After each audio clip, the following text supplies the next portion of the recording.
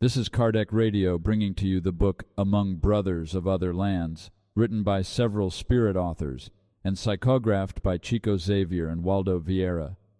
This partial audio recording will cover Chapter 13, Questions and Answers, Chapter 14, The Door of the Word, and Chapter 15, also the Soul. Enjoy Chapter 13, Questions and Answers, by Hilario Silva.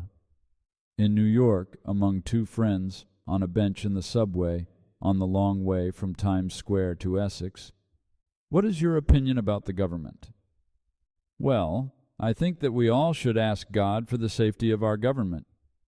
What about the mayor? What can you tell me about the mayor? Evidently, he must be a man of good intentions. Listen, have you ever listened to anything about Peterson? Yes. Did you know he is a shark? I know he is a businessman. But are you aware that he is not honest? That I do not know of, because I do not know about him that much.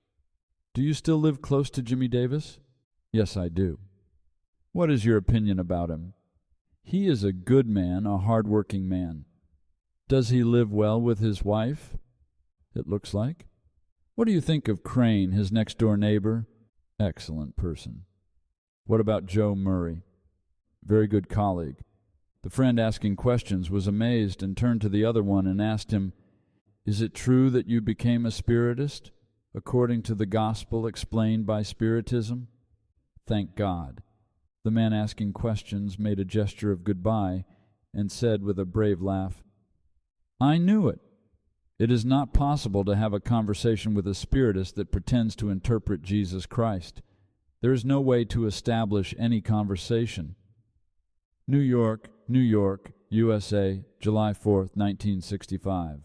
Chapter 14, The Door of the Word, by Emmanuel.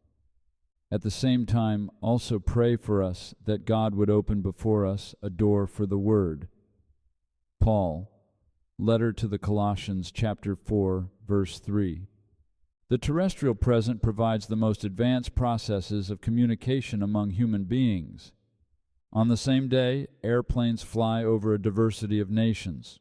Radio and television alter the old pattern of space. However, how many millions of individuals feel deeply isolated within themselves, even when they are an integral part of the mass?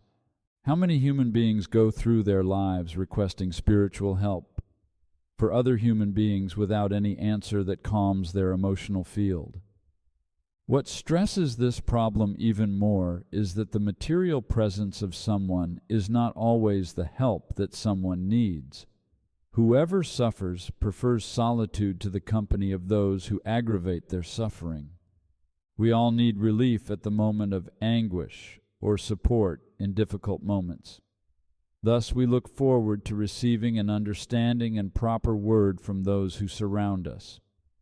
However, in this sense, it will not be enough that our benefactors correctly manage the language or show their degree of culture. It is imperative that they know our feelings and problems, ideals and achievements. Let us meditate then on the importance of the verb and pray that God inspires us to find the adequate door for the right word, so we will be useful to others, as much as we await that others be useful to us. New York, USA, July 4th, 1965. Chapter 15, also The Soul, by André Louise. Health institutions are spread in all directions with the goal of healing the diseases of the body, and there is no shortage of ill people occupying their facilities. However, the diseases of the soul are not less complex, and they escape the common lab tests. Thus, they stay with us and request the medication that only we can apply by ourselves. We appreciate the immunization of the pathologies of the body. Is that less important than the issues of the spirit?